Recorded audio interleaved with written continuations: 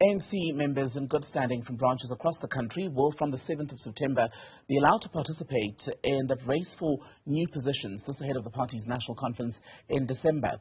Former President Kgalema Motlanthe, now chairperson of the ANC's electoral committee, says those facing serious charges will not be allowed to contest. This will include people who are appealing their sentences. Let's talk about this with Dr. Gouws, senior lecturer in the Department of Political Studies and Governance at the University of the Free State. Doctor, very good afternoon to you. Welcome to the program. So people facing serious charges, even those appealing, will not be allowed to participate. That is exactly why, isn't it, that we're expecting that step-aside rule to be so contentious among the delegates?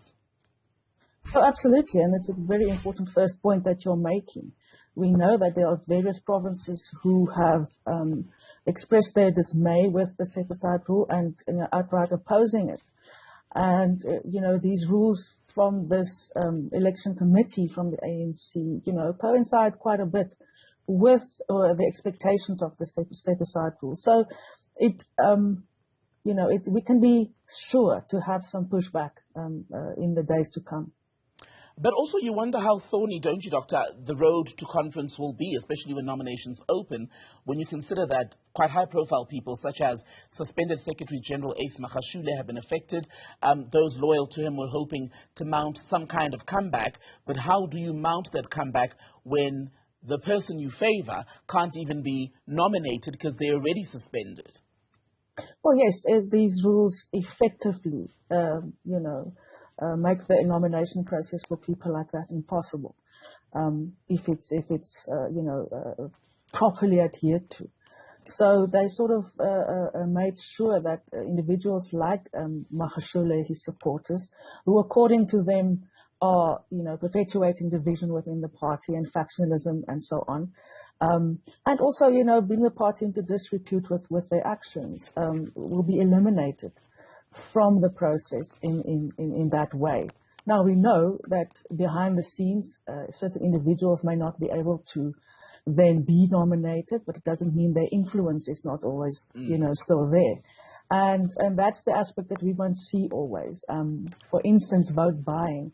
It's great that there's a rule that, is against that. How they're going to monitor that aspect is not clear to me. To name just one aspect. And then the aspect that they say, issue that they say you can, make accusations when you see someone or, see something of that kind happening. Will those reports be credible, or will they just fly around for the sake of it to disrupt process or to bring other people into disrepute? So it's not clear to me how that is going to be monitored, and I think therein lies the big challenge. And I'm glad you mentioned vote buying and how perhaps it may be difficult to police and address, because, at previous conferences, it's not necessarily been an allegation of money given directly to Dr. Gouws to say, when you go in, cast a ballot for Thembekile, but some branch members and leaders have suggested that it happens in ways such as an apparent donation, paying for people's transport, food, accommodation costs, and to prove that that was an exchange for a vote would be tricky. Precisely. And, that's why I'm saying it's going to be very difficult to monitor that and the credibility of any such accusation that's being made or any such report that's being made. And to really see, if there's honor in these relationships and in these things that are given to people, if it's truly a transport issue or was something else promised in its way. And then also the slate issue. The idea is to have individuals being nominated for particular positions and that delegates being able to vote for those and not an entire slate. And it may not be, campaigned in that sense, but I'm sure conversations will still happen, and influence will still be, exercised to get particular people together as groups, as factions, to, occupy a certain position. So I do applaud the attempt, I must say, to address these things. I just think that some way those networks are too much embedded in the ANC and its ranks. And it will take not just one election process to eradicate that. And just on what you suggested earlier, the idea, and I'm paraphrasing here, that those who may already be disqualified from the race by virtue of already being caught up in ongoing legal processes could see the rise of proxies, so to speak, and that could, am I right, give a false sense of those people are elected of renewal and change in the organization, yet and still someone else may be pulling the strings from behind the scenes.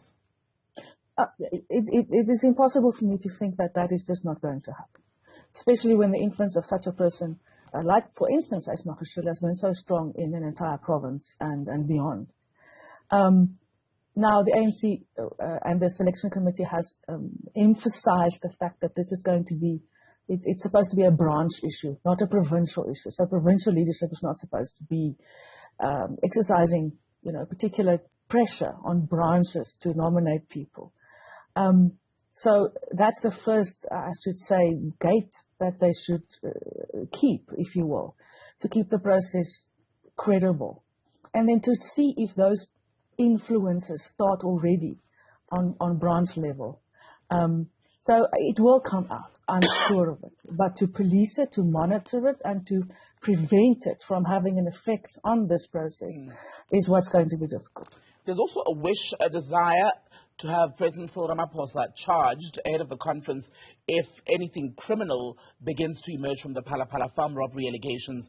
Some of what's been put on the table so far, allegations that he may have actively participated in a cover-up, the abuse and movement of alleged suspects between this country and Namibia, etc.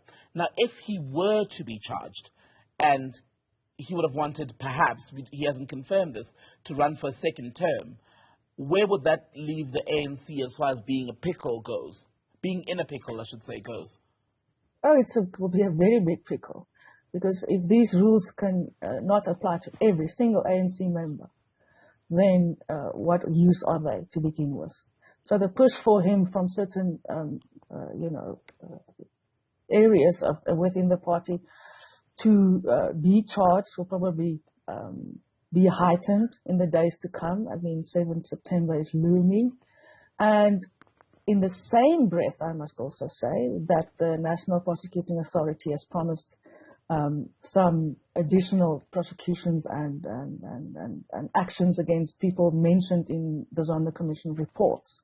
And I think that is going to be, there's a lot of pressure on them to move on that as well before the nomination process really gets started.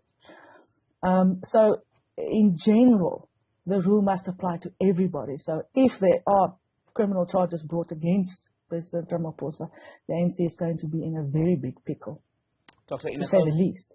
Good to speak to you. Thank you very much for your time, ma'am.